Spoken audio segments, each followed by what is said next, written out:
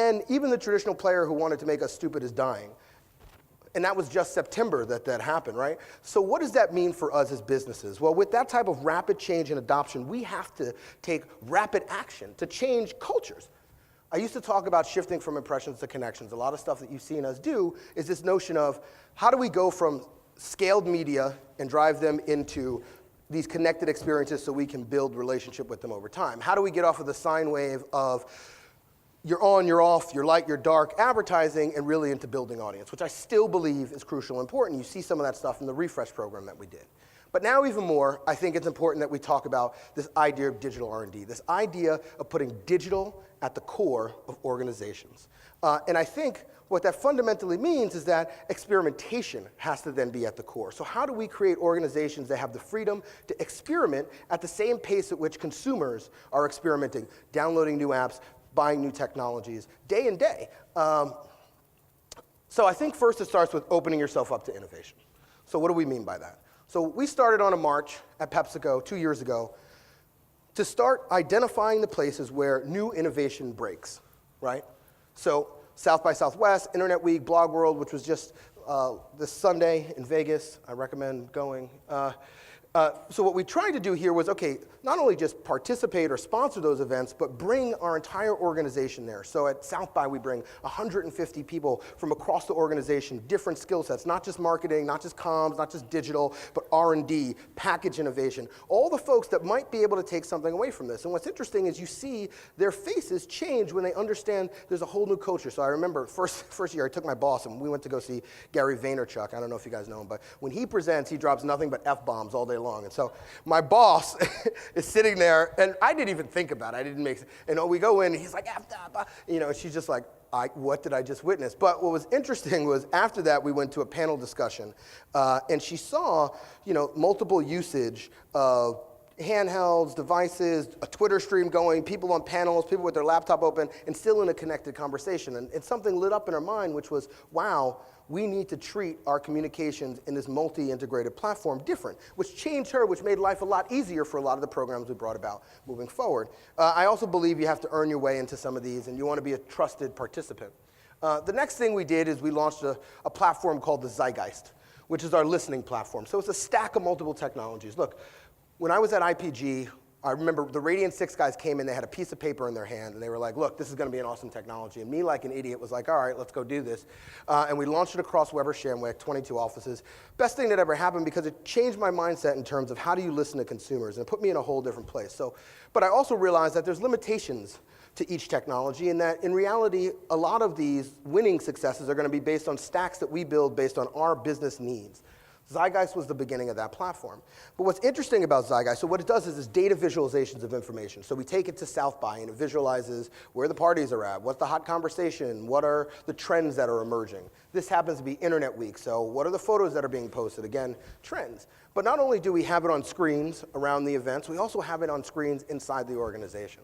So what we're doing is we're bringing innovative conversation into the organization in a visual way that everybody can digest, and I think that's something interesting. So we took that to the next level, and I'm sure you guys have seen. By the way, I just want to congratulate the folks at PepsiCo, but we did get, I don't know if you guys saw, runner-up. We couldn't get number one marketer. We got runner-up marketer of the year, though. But they featured the Mission Control and Ad Age as one of the programs for that. So what we did with Mission Control, and this is a glass room, and I'm sure a lot of you have seen this, but the video is awesome, I'm going to show it again, is a glass room in the middle of the marketing floor.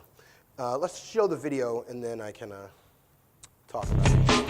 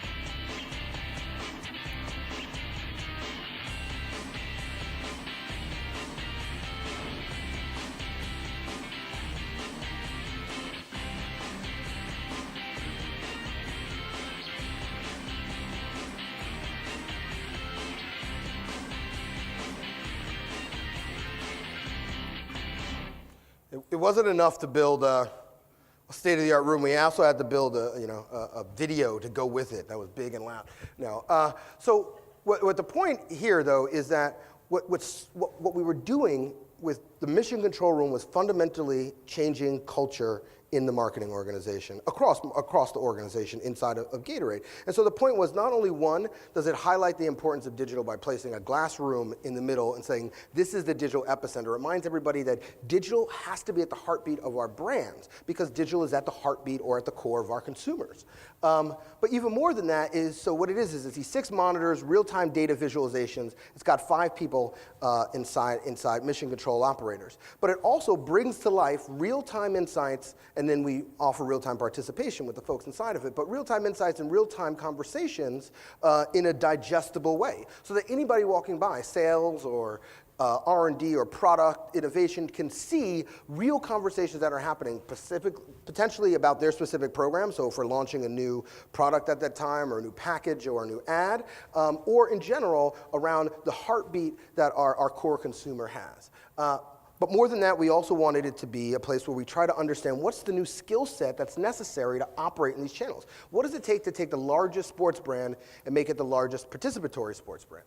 Well, we realized that, community manager, there's all these titles that are flowing around. We don't know what the answer is or what the right model is, and everybody asks that question. But we do know that some form of these folks are the right folks. So we put these folks in the room, along with insights, which we believe needs to be at the core, and we're figuring out what are the skill sets, the process, and the approaches that are necessary to win. And if you read the article, it talks a lot about what the results have been, but it's been paying off in droves for us.